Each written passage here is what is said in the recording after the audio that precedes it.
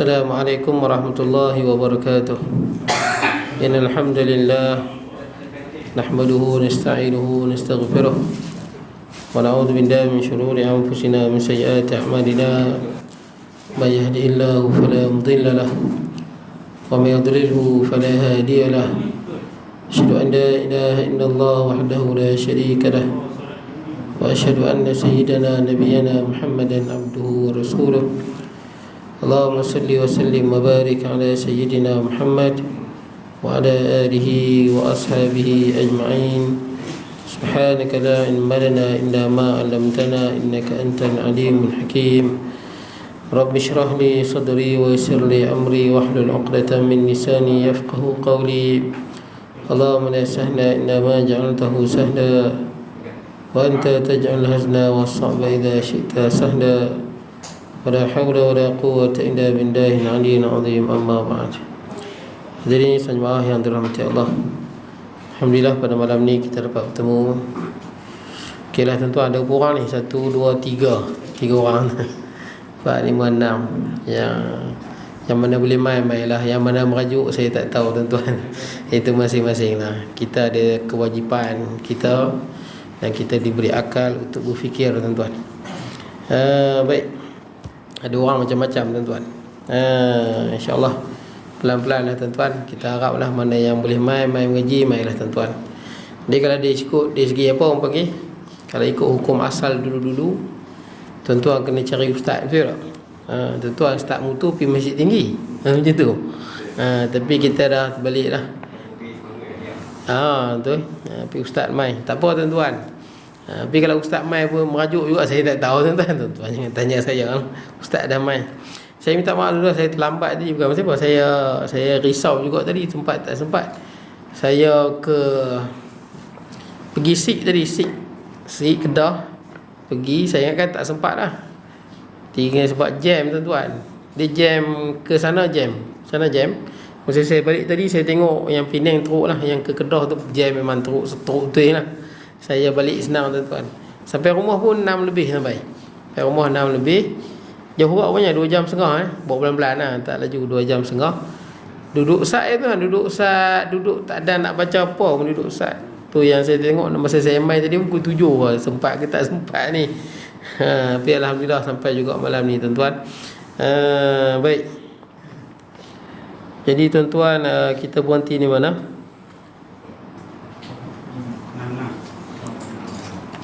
Ke surat 66. Surat 6 yang ke-7 tuan-tuan. Wa ilahukum.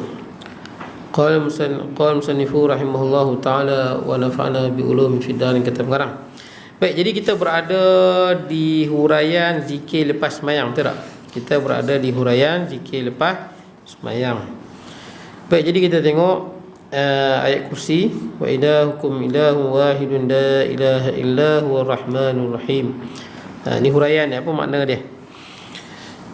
Tuan-tuan, zikir lepas sembahyang ni kita baca kuat ke pelan tuan-tuan? Sebelum lupa tuan-tuan, kuat ke pelan tuan-tuan? Kalau ikut Imam Syafi'i rahimahullah dalam kitab Al-Um, dia suruh baca pelan. Bukanlah wajib kan. Dia kata kalau semua dah pandai berzikir, baca pelan itu lebih dia sukalah. Tapi kita di Malaysia ni, kalau tuan-tuan baca imam baca pelan, yang lain dia tak berzikir. Betul tak tuan-tuan? Semua melengung ya. Sebab tu tuan-tuan di Malaysia ni eloknya baca kuat. Cumanya kalau ada orang semayang, kita pelan lah. Bukan semayang sunat lah, semayang wajib. Semayang sunat tak apa. Kalau dia semayang wajib, semayang di musafir ke, dia semayang fardu ke, kita slow sikit lah. Baik. Supaya kita jangan ganggu tuan-tuan. Jangan ganggu orang yang lain melakukan ibadah. Hatta kita kalau kita baca Quran kuat, kita ganggu orang lain pun jadi haram tuan-tuan. Dia akan jadi haram. Termasuk juga kalau kita tengah malam kita bangun, kita main masjid, kita baca Quran guna mic, tak boleh, haram. Ganggu orang lain tuan-tuan. Walaupun nampak baik tapi berdosa, tak boleh. Baik. Hatta sebab tu bila kita semayang, orang yang was-was, kalau dia was-was ganggu orang sebelah, hukum dia haram. Orang yang was-was, dia duk Allah, terganggu orang sebelah, maka hukum dia haram. Sebab tu orang yang was-was dia kena duduk jauh. Jangan dekat, duduk jauh. supaya jangan ganggu orang lain.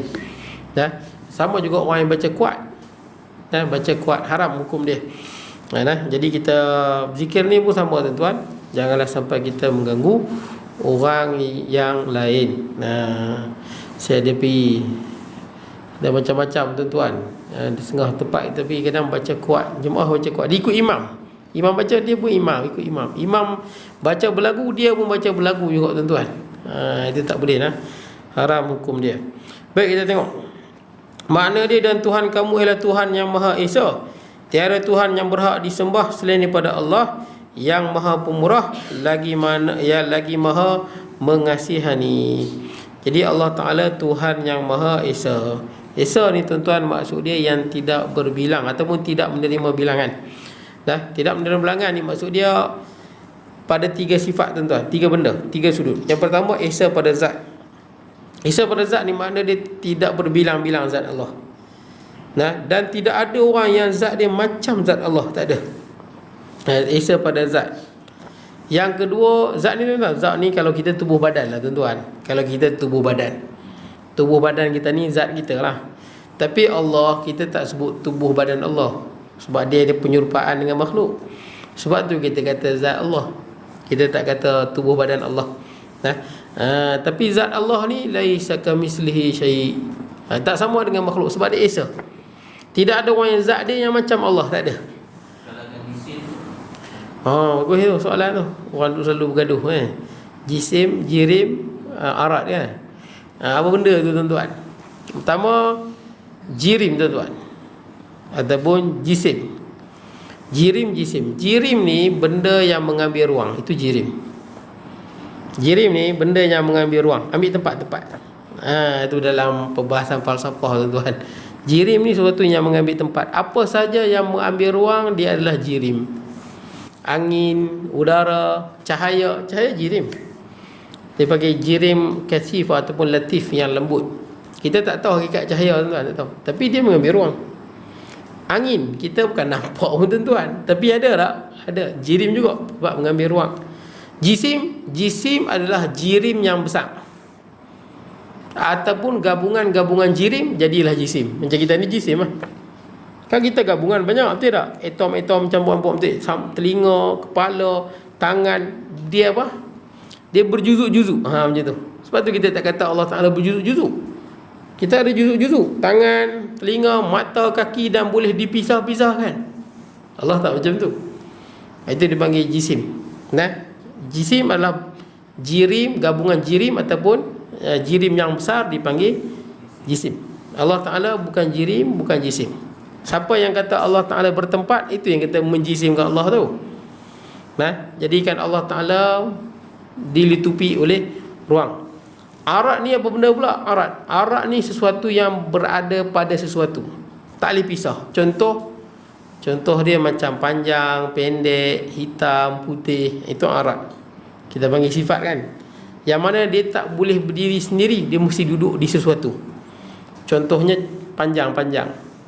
Mana boleh ada panjang kecuali merujuk pada sesuatu, betul tak? Apa dia? Tali ke, motor ke, kereta ke, betul tak? Tak boleh kita. Pendek pun sama kan. Allah Ta'ala bukan arat. Boleh lah. Baik. Jadi baik. Wahabi tuan-tuan. Ni Wahabi panjang pula tuan-tuan. Wahabi orang duk bergaduh tuan-tuan. Dia serang Ustaz Muhazzat, dia pakat menyerang tuan-tuan. Tapi lah isu mandi safar, Ustaz Muhazzat kena panggil lah dengan Jakim panggil kan. Hindu tuan-tuan mandi safar. Memang Jakim panggil Ustaz Muhazzat lah. Saya ingat memang dari sudut tu mungkin susah lah kita nak backup Ustaz Muhazzat tu. Jujur lah kita cakap, saya tengok banyak hujah dalam isu tu, baik kita tak payah lah, betul tak? Kita boleh setuju yang dia kata doa dan semayang tu betul. Saya setuju. Kalau doa dan semayang, saya setuju. Kita boleh mandi doa seperti mana ulama. Saya ada banyak amalan ulama. Banyak saya ada tuan-tuan. Yang daripada ulama susun, yang saya amal. Banyak hizib bahar, hizib saifi, macam-macam hizib ada. Yang saya amal pun ada. Yang daripada ulama susun ni bukan daripada mana. Ambil pada Quran dan hadis juga, cuma disusun cantik. Itu memang boleh. Yang tak bolehnya bila kita kata mandi safar sebab turun bala 320,000. Yang tu dia sebut. Betul tak? Susah tuan-tuan. Saya nampak susah lah. Ramailah member saya yang nak backup, memang dia punya corner tu baring sangat lah tuan-tuan. Bagi saya stop di situ. Betul tak? Bukan polemik lah. Sebab apa? 1996 Mufti seluruh Malaysia, bukan saya, Mufti seluruh Malaysia tuan-tuan, bersidang, bincang mandi safar ni apa. Tuan-tuan pun pernah tengok tu kat situ. Saya terlahir tak ada lah. Bila last tuan-tuan saya tak tahu. Bila last? Tuan-tuan ingat bila last? Tu kat Kuala Bukit Merah tu 13 Mei. 13 Mei last. Oh itu tak ada lah. Oh kayaknya 1979 tu lah. Oh kira 80-an tak ada dah. Oh pasal dia berhenti tu. Ha? Apa? Oh betul lah. Perintah berkurung lah. Oh itu tak ada lah. Lepas tu macam dia ada lagi orang kata yang minat siapa je, orang-orang yang mana apa. Dah. Yang remaja-remaja tu suka pergi kumpul dia. Dia cerita mandi safar ni. Dia memang ada sebut dalam kitab. Dalam tuan-tuan baca dalam kitab sirah, dia adalah kepercayaan Arab jahiliyah. Macam mana boleh masuk tu, saya terkejut tu. Ada orang naik kereta hanyar. Saya balik tadi saya nampak ada persona. Isteri tolong tengok. Takut lengan dinding kot. Amboi macam kapal terbang lah macam ni. Orang kereta hanyar kena jaga tu. Takut dia semirih dengan dinding. Baru saya nampak. Bos sampai pada faham ke macam mana? Ha? Oh tak pergi lagi. Saya balik pada si, abang balik pada faham. Saya dah ingat macam tu tadi. Tak apa tuan-tuan. Jadi mandi safar tuan-tuan. Dalam video tu, klip video Ustaz Muhammad, saya banyak juga belajar dengan Ustaz Muhammad ni alim tuan-tuan. Ustaz Muhammad ni alim, saya banyak ambil ilmu pada dia. Tapi dalam isu mandi safar ni saya ingat memang sebaik-baiknya jangan sebut lah. Kalau dia sebut amalan-amalan tak apalah, sekadar amalan. Tapi bila dikaitkan kerana bala turun lah, musibah turun, yang ni yang tak boleh. Walaupun dia ada kata kasyaf dan sebagainya. Kasyaf, bila sebut kasyaf lagi masalah tuan-tuan. Dia akan jadi isu lagi. Isu yang kedua pula. Isu apa? Tidak ada ulama yang muktabar yang berhujah dengan kasyaf. Tak ada. Tuan-tuan boleh buka kitab usul fiqh. Kasyaf dia tak boleh jadi hujah. Sebab tu kita di kawasan Krian kita, tuan-tuan tahu ada golongan tarekat kat Simpang 3 Selingsing tu kan. Macam tu lah. Kan dia pun tak pergi sembahyang Jumaat. Tak pergi. Jumaat tak pergi. Tapi mereka rajin berzikir. Pasal mereka tak pergi, nak pergi macam mana imam kepala khinzir, Bilal kepala bewok. Kasyaf. Betul ke kasyaf? Betul ke kasyaf ni? Saya risau, bukan kasyaf. Sebab syaitan memang power, antara kemampuan syaitan yang Allah beri pada dia dengan izin Allah lah, dia memang boleh sihir mata tuan-tuan. Saya takut orang yang kata dia tak pergi sembahyang Jumaat pasal imam kepala khinzir, ini kepala macam apa, kaldai. Saya risau bukan masalah imam dengan Bilal, masalah dia, mata dia tu. Tapi dia tak pergi. Kononnya kasyaf. Sebab tu kasyaf ni tuan-tuan, benda yang orang boleh dakwa semua. Memang saya tak nafikan kasyaf. Ada kasyaf, ada contoh ni kita jadi panjang abang tanya. Nanti kita sebut Wahabi pula, tamanah Wahabi yang kita tak setuju tu. Pernah Anas bin Malik radhiyallahu an, dia nak pergi jumpa Sayyidina Osman. Waktu dalam perjalanan tu dia tengok ada perempuan cantik. Jadi Anas pun tengok lama. Perempuan ni kalau dia cantik, walaupun dia pakai tudung, kita tak boleh tengok lama-lama. Dia tetap berdosa. Tengok ada keperluan tak apalah, jual beli ke, nak bercakap ke. Tapi kalau tengok lama, sekali tengok balik, tak boleh. Anas bin Malik ni terpesona, cantik perempuan tu. Lawa kan? Jadi bila lama dia tengok, bila dia masuk dekat Sayyidina Osman bin Affan, Sayyidina Osman bin Affan kata, salah seorang daripada kamu masuk, ada kesan zina di mata. Terkejut Anas bin Malik. Ada wahyu lagi ke? Kata Sayyidina Osman, tak ada. Tapi ittaqu firasatal mu'min, takutlah kamu firasat orang yang betul-betul beriman, iman sempurna.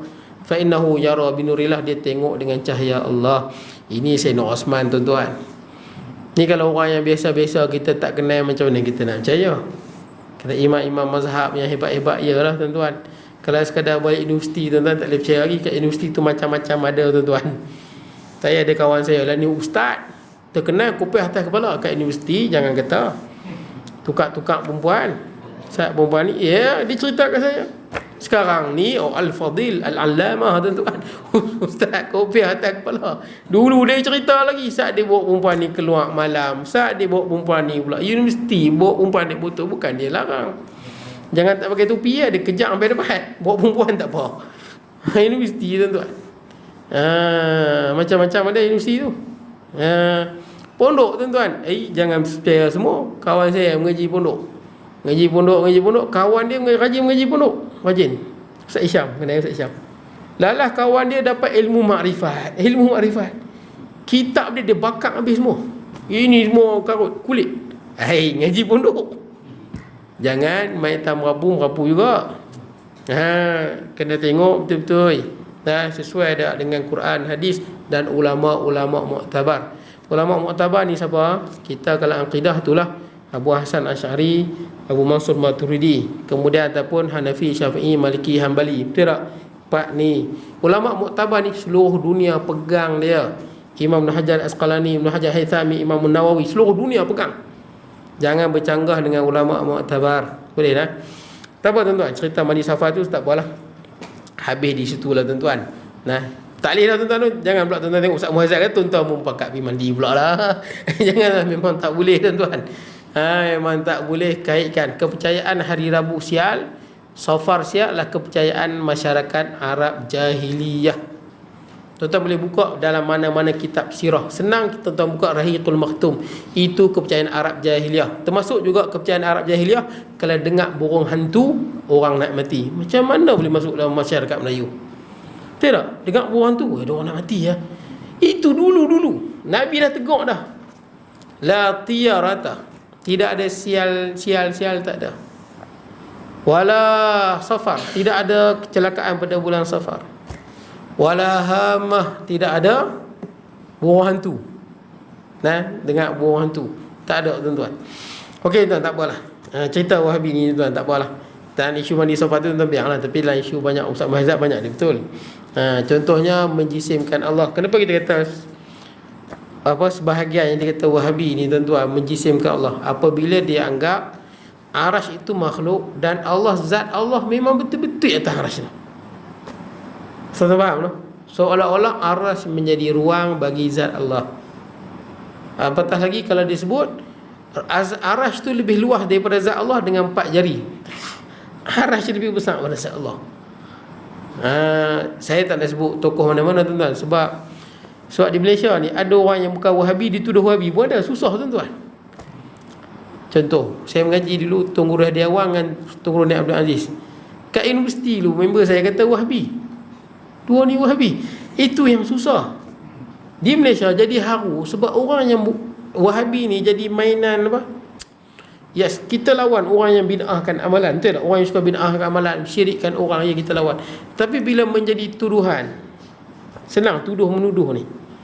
Sebab tu saya masa universiti dulu saya join dengan geng-geng yang melawan Wahabi ni. Tapi bila saya tengok sampai Tun Guru Abdul Aziz, akidah dia akidah Yahudi. Tuan-tuan boleh terima ke? Itu yang saya rasa berat. Saya sebab tu saya bila tengok ada budak-budak baru nak lawan Wahabi ni, saya boleh baca lah, tuan-tuan. Boleh baca lah, bagus nak lawan Wahabi ni. Tapi jaga-jaga. Sebab ada orang yang nak lawan Wahabi tu, sebahagian orang kadang-kadang dia tersilap. Contoh dia berkata Tun Guru Abdul Aziz akidah dia Yahudi. Pasal Tun Guru Abdul Aziz mengatakan Allah berselah lendek di atas arash. Tahu selah lendek je, tuan-tuan? Kan ada rekaman video dia lagi. Kemudian Tun Guru Abdul Aziz juga mengatakan Rasulullah sebelum menjadi Rasul hanyalah seperti mamat-mamat kampung. Video tu masih ada. Orang hentam habis-habisan. Padahal dia ada makna tu yang orang tak nampak. Kemudian Tun Guru Hadiawan juga Wahabi. Tun Guru Hadiawan pun Wahabi, tuan-tuan. Ada yang tak mau sokong PAS pun. Pasal apa? Wahabi banyak dalam tu. Siapa lagi Wahabi? Dr. Zulkifli Al-Bakri, Wahabi juga. Dr. Zulkifli Wahabi besar tu. Dia buat lembut tu, itu dia berlakon itu. Betul, tuan-tuan. Saya tengok agak haru lah, tuan-tuan. Satu lagi, tuan-tuan, siapa lagi Wahabi? Siapa yang jadi menteri agama lah ni? Bukan Mujahid. Timbalan dulu dia Marzuki Wahabi juga. Wahabi tu. Oh, Wahabi kat tuan-tuan pergilah page anti Wahabi. Memang kata itu bapa Wahabi kata tu. Jadi saya agak pada orang yang baru berjinak-jinak nak lawan Wahabi ni, kena berhati-hati. Sebab kelompok yang nak aswaja ni lah, bergerak aswaja ni, mereka pun manusia dalam tu. Nah, jadi mereka pun kadang-kadang silap dalam menghukum. Itu yang kita risau. Sebab tu saya lebih suka kita bila dia sebut poin yang salah, kita petikaikan poin tu. Betul tak? Daripada kita keluarkan senarai tuan-tuan. Jadi saya ingat agak tak apa nak cantik lah tuan-tuan lah. Malah ada kawan saya, dia tak suka Dr. Zakir Naik tu. Dr. Zakir Naik, pasal Dr. Zakir Naik Wahabi juga. Saya tak tahu tuan-tuan, sampai kita jadi selekeh tuan-tuan jadinya. Malah kawan saya kata dia tak mau Dr. Zakir Naik. Dia kata Dr. Zakir Naik ni mungkin dakwah dia kepada kekufuran, sebab mengatakan Allah atas arasy. Kita nampak orang berjuta masuk Islam. Tuan-tuan kenal Dr. Zakir Naik?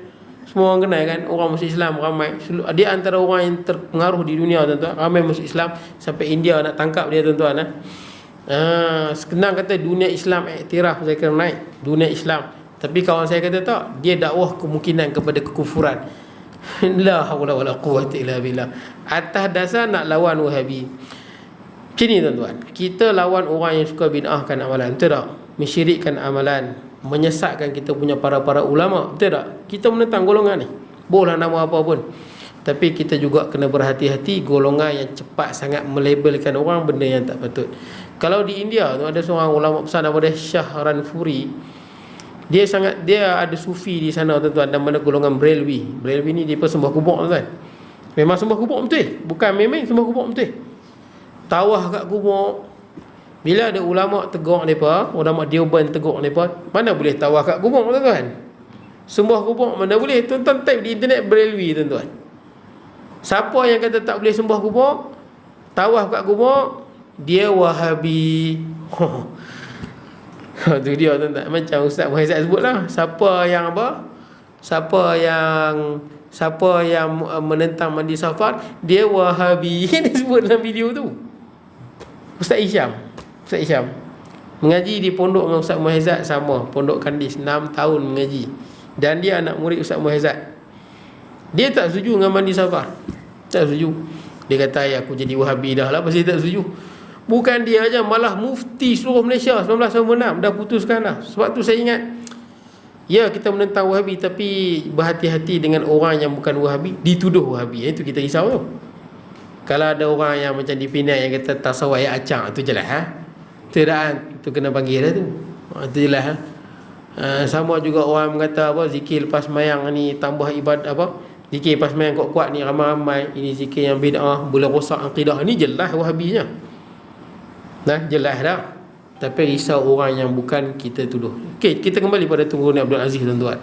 Saya punya geng yang lawan Wahabi dulu memang mereka tak mau Tunggul Ni Abdul Aziz. Tolak habis, tolak rapat. Cuma dia tak kata kafir. Cuma dia berkata kat Tunggul Ni Abdul Aziz akidah Yahudi. Ni berat tuan-tuan. Berat tuan-tuan. Tu yang saya jadi macam malas sangat nak team dengan mereka ni. Pasal dia bertuduh Tunggul Ni Abdul Aziz akidah Wahabi. Bukan Wahabi, Yahudi. Sebab Tunggul Ni Abdul Aziz mengatakan Allah berselendek atas arasy. Boleh tengok rakaman video, masih ada lagi. Tuan-tuan, Tunggul Ni Abdul Aziz dia terjemah perkataan tu. Tuan-tuan boleh jelas perkataan tu bukan hakikat perkataan tu sahaja. Macam kita tangan Allah lah, yadullah fawqa aydihim, tangan Allah di atas tangan-tangan mereka kan. Terjemah dia memang tangan. Tapi adakah tangan Allah macam kita? Tak. Allah Ta'ala melihat. Tuan-tuan melihat tak? Sama lah. Sama ke tak sama? Sebut sama, hakikat sama ke? Lain. Siapa kata Allah Ta'ala tangan, juzuk yang bersambung dengan zat, memanglah sesat. Dia hanya tafsir makna je. Memang yadun dalam bahasa Arab maksud dia tangan.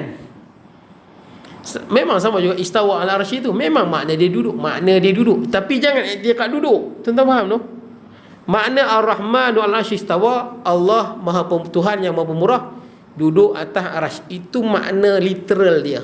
Tapi hakikat macam tu ke? Bukan, sebab dia ada majas. Boleh lah. Dia ada majas. Sebab tu bila Tun Guru Nik Abdul Aziz ulang balik, itu majas. Contoh majas tuan-tuan, contoh majas nak bagi faham ni. Walaupun makna dia begitu, majas makna dia lain. Contoh, kalau saya kata kat tuan-tuan, potong kepala, makna dia apa? Potong kepala makna dia apa? Bukan potong kepala, potong tengkuk. Betul tak? Lain. Itu majas. Saya kata kat tuan-tuan, contoh yang lain. Tuan-tuan pergi kedai tu, tuan-tuan pergi tanya lah, berapa harga motor ni? Tuan-tuan pergi tanya kedai ke, pergi tanya orang dalam kedai tu? Ini majas. Bahasa Arab memang ada majas. Arab sangat. Okey, lagi satu. Ni balik rumah nak apa? Nak masak nasi je. Tuan-tuan masak nasi ke masak beras? Masak nasi jadi bubuk lah. Faham? Itu i'tibar makana. Itu majas. Siapa yang i'tikad betul-betul bukan majas, betul-betul zat Allah ni memang memerlukan arash. Arash tampung zat Allah. Memang menjisim ke Allah. Memang jelas lah. Kalau dari segi makna literal begitulah. Tuan-tuan faham ni? Contoh yang lain lah. Wa huwa ma'akum aina ma kuntum. Allah Ta'ala bersama dengan kamu di mana sahaja kamu berada.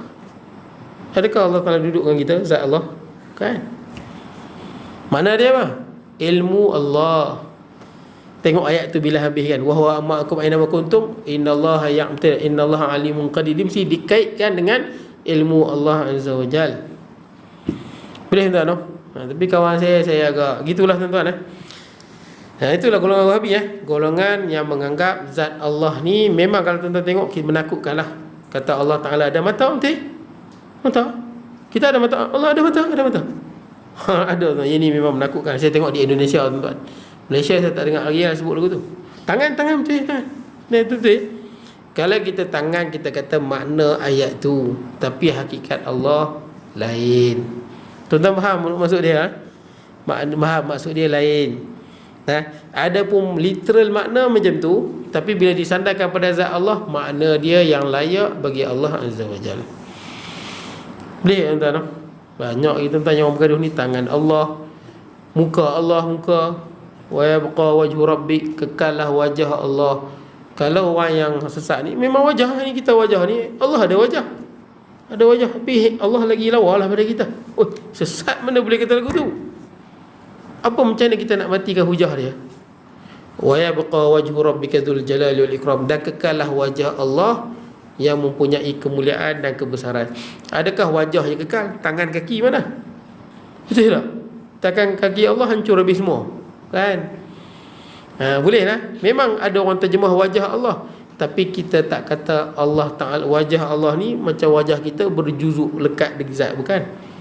Makna dia saja wajah Allah, tapi hakikat makna hanya Allah yang tahu. Boleh tak?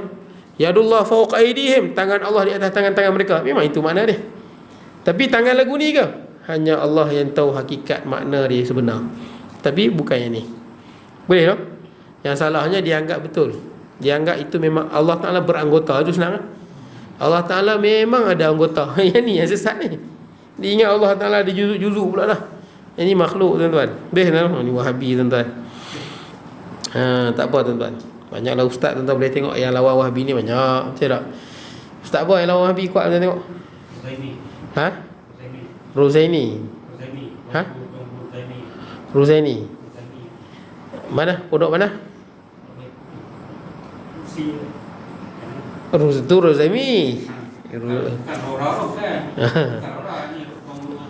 Rozaini okey, tapi gitulah dia anti vaksin pula.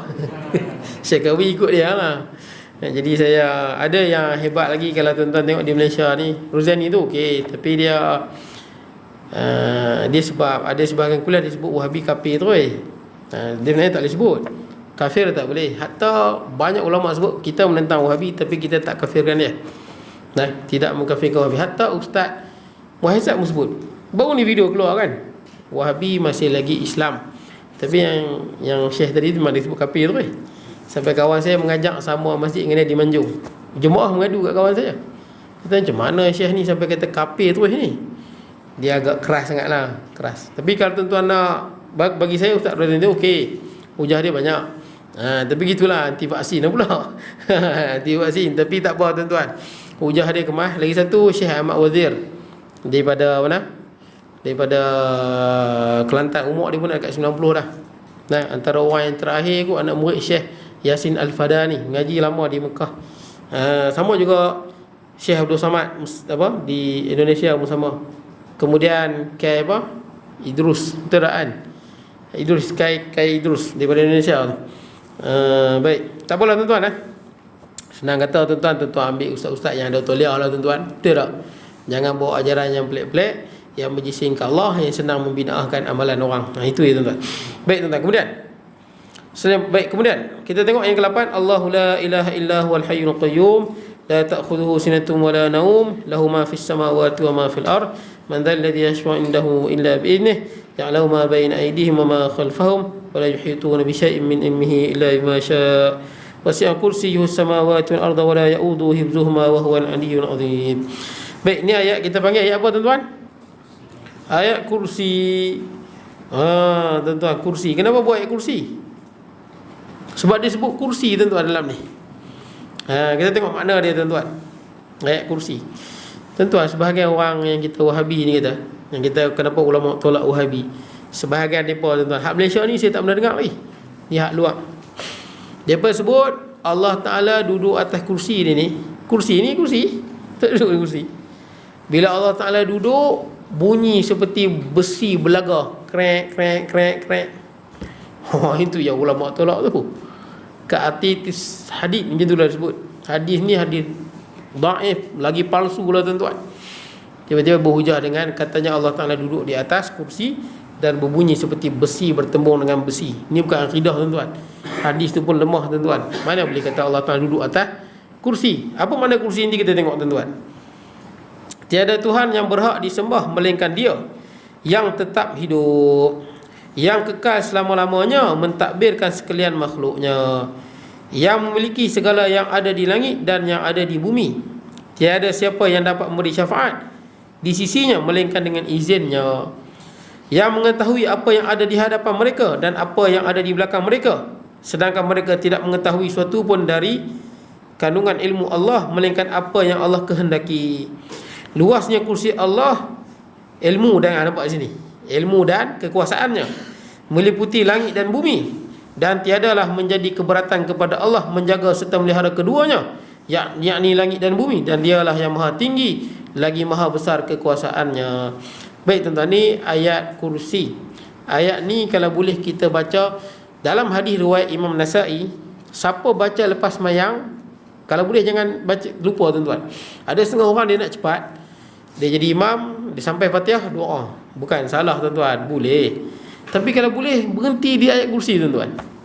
Sebab ada hadis sahih riwayat Imam Nasa'i disebut, siapa yang lepas mayang fardu dia baca ayat kursi, antara dia dengan syurga hanyalah dibatasi dengan kematian. Kalau mati masuk syurga. Hebatnya ayat ni tuan-tuan.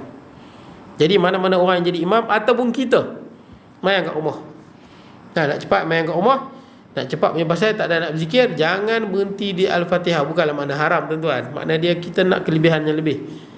Berhenti di ayat kursi. Dah habis ayat kursi ni tuan-tuan baca, saya ingat seminit tak sampai, betul tak? Tapi kelebihan dia besar. Siapa baca lepas sembahyang fardu, dia mati masuk syurga insya-Allah tuan-tuan. Tidaklah siapa baca lepas sembahyang fardu, dia tidak dibatasi dia dengan syurga kecuali kematian. Dia mati masuk syurga.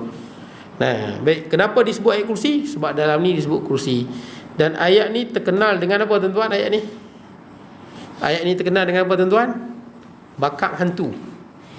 Betul tak? Ni ayat bakak hantu. Woi, jin tekan ke apa?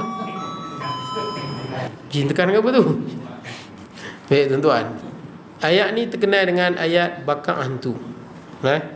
Tuan-tuan kalau jumpa hantu, tuan baca ayat ni. Baca. Kalau jin tu tak kuat, bila habis sebenarnya dia hilang. Tengok-tengok tak jadi apa. Macam mana? Dia power. Macam ni kejadian di Mesir tu. Orang bagi, dia pedagang, cerita kelebihan ayat ni lah. Seorang pedagang, dia saudagar, sampai di Mesir tak ada tempat tidur malam, musafir. Dia berkata tak ada tempat tidur kecuali ada satu rumah. Tapi rumah ni ada jin ifrit dalam dia. Ada jin, tahu tak jin ifrit? Jin yang bangsa jin yang paling kuat lah. Dia kuat tuan-tuan. Ifrit ni dia banding dengan yang bukan ifrit ni memang sangat kuat. Setakat jin lain tu dia luku kepala tuan-tuan. Dia memang kuat. Tu dalam Quran sebut. Bila Nabi Sulaiman tanya pada semua pengikut dia kan, siapa boleh angkat istana Balqis? Angkat tuan-tuan. Semua apa? Kata ifrit kata apa? Qala ifritu minal jin. Quran sebut tu. Ifrit daripada bangsa jin, dia berkata apa? Ana atika bihi qabla an taquma min maqami. Aku boleh angkat dia sebelum hang sempat bangun. Power tak power dia tu? Power kan? Jadi ifrit ni kuat. Orang kata jangan masuk. Ada jin ifrit dalam tu. Sebab dah banyak orang masuk mati. Tuan-tuan, jin boleh bunuh orang tak? Jin boleh bunuh orang ke tak boleh? Boleh. Boleh tak boleh? Tuan-tuan, pistol boleh bunuh orang tak? Pistol. Pistol boleh dengan izin Allah. Jin boleh dengan izin Allah. Jin boleh. Jangan kata tak boleh. Dia boleh, tapi dengan izin Allah. Seperti mana pistol, kalau Allah Ta'ala tak izin tembak, tak lut. Tapi jin, macam orang lain, kita ambil perang, kita tetap member kita, dia segi adat mati. Jin pun sama. Dia boleh masuk dalam badan tuan-tuan, dia rentak jantung tuan-tuan, boleh mati. Tapi biasanya dia tak boleh sebab malaikat jaga. Dia sebut dalam hadis, malaikat jaga, jadi jin tak boleh buat. Kalau malaikat tak jaga, tidak ada malaikat hafazah, matilah kita ni. Sebab kita punya fizikal jin lebih kuat. Kalau tak ada malaikat hafazah, mati dah. Kata dalam hadis Rasulullah sebut, syaitan akan menyambar anak Adam seperti mana burung menyambar apa? Mangsanya. Kalau tak ada malaikat jaga ni, mati habis kita ni. Jin bunuh. Dengan kemampuan yang ada, tapi dengan izin Allah lah. Tapi ada malaikat hafazah, dia tak boleh buat, kecuali dengan izin Allah. Tuan-tuan, malah ada seorang sahabat Nabi, ada riwayat kata dia mati, jin bunuh dia. Sa'ad bin Ubadah, ada riwayat. Orang jumpa dia, badan dah biru dah, sahabat Nabi ni. Mati di tempat apa? Di tempat mandi dia. Maksud kan banyak orang kan. Banyak orang tuan-tuan, masuk belayak mati, sakit jantung. Ramai tuan-tuan. Ramai tuan-tuan. Tuan-tuan dengar-dengar kan? Masuk belayak, stroke, jantung banyak. Banyak saya jumpa. Masuk belayak, jatuh mati. Jatuh dalam belayak. Katanya bila Sa'ad bin Ubadah ni jatuh belayak mati, dia pun dengar suara, tapi tak nampak orang. Dengar suara bersyair, qatalna sayyidah Khazraj. Kami dah bunuh penghulu Khazraj. Orang tak nampak, dengar suara wa ramaina bisahmin lam yukhti fuadah. Kami dah panah tepat kena di jantung dia. Orang tak nampak. Sebahagiannya kata mungkin jin bunuh dia. Dan zaman Rasulullah ada jin bunuh orang, ada tuan-tuan. Cerita perang Khandak kan. Boleh cerita jin ke tuan-tuan? Ustaz Derih dia cerita jin, dia balik hantu kejak dia. Ustaz Derih. Tapi saya setakat ni jin tak kejak lagi lah tuan-tuan. Tapi tak tahu lah kot balik kot dekat kubur tadi kan. Baik, jadi tuan-tuan, kita bukan cakap besar, kita minta lindung dengan Allah. Jin ni kita minta lindung dengan Allah tuan-tuan. Tak usah fikir pasal dia. Bilik dia. Betul tak? Itu cara kita berhadapan dengan jin. Tak usah duk fikir. Berfikir pasal apa dia, lantak bilik dia. Yang penting a'udzu bikalimatillahi tammati min syarri ma khalaq. Itu yang kita baca. Ada bapa jin pun dia tak boleh buat apa. Yang penting tak usah duk fikir dia. Dan jangan cakap besar. Jin, aku jentik tolong dia. Jangan terangkat mutu hang lagi. Jangan cakap besar. Cakap besar Allah Ta'ala tak lindung. Betul tak? Hatta dengan buaya pun tak cakap besar. Betul tak? Tuan-tuan pergi mancing, buaya mana buaya? Apa luku kepala lagi? Jangan terbalik sampan lagi. Jangan cakap besar. Dengan binatang pun tak boleh. Allah Ta'ala benci orang yang cakap besar. Nah, selalu saya jumpa kadang-kadang orang yang cakap besar, hatta ustaz pun dia kena. Bila cakap besar ni memang cari nahai tuan-tuan. Tak kira dengan apa-apa pun. Okey tuan-tuan. Tak mana dia lupa pula dah. Jin Ifrit yang hak tadi tu, saya lupa tuan-tuan. Zaman Rasulullah ada juga dia bunuh orang. Yang mana waktu perang Khandak, pemuda Ansar dia baru kahwin. Sahabat Nabi ni baru kahwin. Kan dia pergali parit kan, musuh nak main menyerang, gali parit. Jadi dia minta, yang dia baru kahwin, dia minta izin Rasulullah nak balik. Bila dia balik, dia terkejut tengok isteri dia duduk kat luar. Orang Arab ni cemburu tuan-tuan, duduk kat luar pintu. Orang Arab ni cemburu. Mak dia marah bini dia. Bini dia kata jangan marah lagi, tengok kat dalam ada apa. Dia tengok dalam ada ular besar. Ular besar. Ni hadis sahih tuan-tuan. Riwayat Imam Muslim ataupun Bukhari Muslim. Hadis ni sahih tuan-tuan. Dia tengok dalam Rumah ada ular besar di atas tempat tidur. Besar. Maka dia pun bertempur dengan ular tu. Dia lawan. Lawan. Ular besar tu mati. Lepas ular tu mati, dia pula mati. Cerita ni sampai pada Rasulullah SAW. Dan dalam harakah pun ada sebut. Dalam hadis ni pun ada sebut apa? Ustaz Rundin dia ada sebut dalam harakah. Saya pernah baca harakah lama dah dulu. Dia cerita benda yang sama. Jadi katanya dia dah bunuh jin ni, rupanya tu jin Islam. Yang dibunuh tu jin Islam. Dia bunuh jin Islam dan keluarga jin bunuh dia. Rasulullah sebut, maknanya dia jin boleh bunuh. Sebab tu jangan cakap besar. Sebab tu ada orang kena sihir mati. Ramai orang kena sihir mati. Ada orang kena sihir mati. Santau mati. Jadi tuan-tuan, kemudian Rasulullah kata apa? Kata Rasulullah SAW, inna bil Madinah jinnan qad aslamu. Di Madinah ni banyak jin yang dah masuk Islam.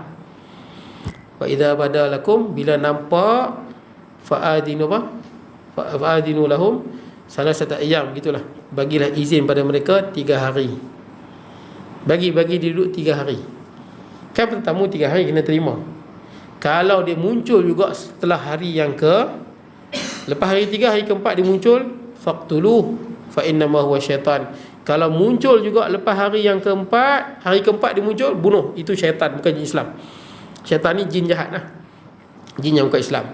Jadi tuan-tuan, kalau tuan-tuan kat rumah tuan-tuan jumpa ular, tuan-tuan nak tanya ke tak tanya? Saya dulu orang tua ajak kan, tanya.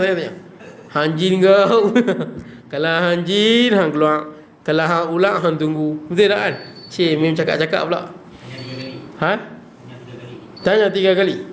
Kalau ular tu buat tak tahu, peningnya ular tu. Dia macam ni tuan-tuan.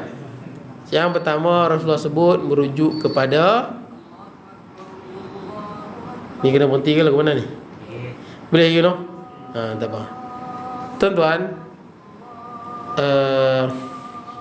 tak mana ni? Jin tadi tu tuan-tuan, dia Rasulullah sebut di Madinah, bukan di pada lalang ni tuan-tuan. Madinah. Yang kedua, ular tu kalau dia pelik, bukan ular rumah. Tuan-tuan tengok lain, kepala 2 ke, mata merah ke, lidah ada 4 ke, bukan ular yang pernah tuan-tuan tengok. Yang tu jaga-jaga. Kalau ular yang tuan-tuan dah biasa tengok yang tu, ular ke, tak payahlah. Itu memang tedung senduk, katuk, betul tak? Tak payahlah macam tu. Ni lipan masuk pun, lipan tak payah. Itu lipan katuk. Ni kalau ular tu pelik tuan-tuan. Boleh tuan-tuan no? Jadi tuan-tuan, cerita yang ifrit tadi saya kembali balik. Orang kata jangan masuk, dia masuk juga. Bila dia masuk, sebab tak tempat tidur, orang kata jangan masuk. Dah banyak orang masuk, mati. Ifrit tu bunuh. Tak tahu ifrit tu rentak jantung ke, tarik otak dia ke, cekik ke, tapi mati. Orang masuk mati. Jadi tuan-tuan, last sekali dia masuk juga.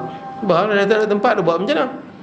Malam tu dia tidur, tengok ada lembaga besar tepi dia, warna hitam besar, mata merah menyala. Dan nampaklah makhluk tu tengah sangat-sangat marah. Dia pun baca ayat kursi. Kena berhenti betul lah ni. Set mana pula ni? Nantilah dulu tuan-tuan, bagi saya habiskan cerita jin Ifrit ni tuan-tuan. Jadi tuan-tuan, bila dia baca ayat kursi habis, tak jadi apa. Kalau kita lompatlah tuan-tuan, sudah tak lari je ni. Tapi dia tenang. Dia ulang, wala ya'uduhu hifzuhuma wa huwal aliyyul azim. Makna dia apa? Tiadalah menjadi keberatan kepada Allah menjaga serta melihara keduanya, yakni langit dan bumi. Dialah yang maha tinggi lagi maha besar. Ulang kali kedua, 3, 4, 5, tak jadi apa. Relax je tu. Kalau kita kacau lah, habislah ni. Hari kali 6, kali ke-7 hilang. Dia pindah tempat tidur. Esok dia pergi tempat yang dia tidur, tengok-tengok ada kesan terbakar abu. Boleh tuan-tuan no? Ini kita panggil ayat bakar jin. Dia ada ayat lagi tuan-tuan, lagi satu. Kalau dia masuk dalam badan, tapi saya nasihatkan jangan bunuh jin, sebab kita akan dipersoalkan di hari kiamat. Boleh dah, sebab tu Darul Syifa, Ustaz Harudin kan, memang dia tak galakkan bunuh jin. Boleh bunuh jin kalau duduk dalam badan, tapi jangan bunuh. Sebab bila kita bunuh, yang pertama, keluarga dia berdendam. Kalau tuan-tuan jenis mengamalkan, dia tak boleh buat apa lah. Tapi tuan-tuan tak amal, dia boleh buat balik. Yang kedua, bila kita bunuh jin, kita akan dipersoalkan di hari kiamat. Sebab dia mukallaf, dia juga wajib semayang, betul tak? Wajib puasa, wajib. Kawan saya dia pernah bunuh jin sekali. Ceritanya di Mesir tu, jin Mesir tu hebat-hebat.